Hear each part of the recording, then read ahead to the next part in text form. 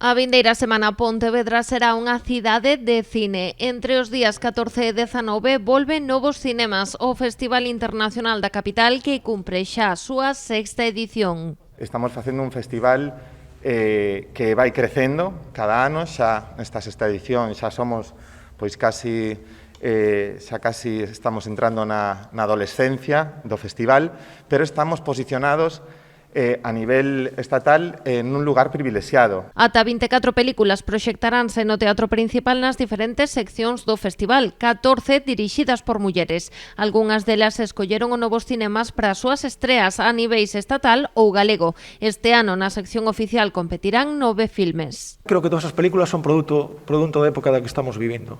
Creo que son películas moi sensibles todas, onde o desplazamento, a búsqueda dunha revelación e o peso do feminino é extremadamente importante. Na sección Latexos, reservada para pezas máis experimentais, poderán visionarse 4 filmes. As películas que finalmente se proxectarán foron escollidas entre as máis de 200 que revisaron os responsables do festival, orgullosos do resultado a pesares dos tempos incertos que atravesa o sector. No pasado a xente o pasou moi mal, pero moi mal. Este ano houve que negociar moito as películas porque demos conta que moitos distribuidores e xentes de ventas non quebraron, pero quedaron casi en cueiros.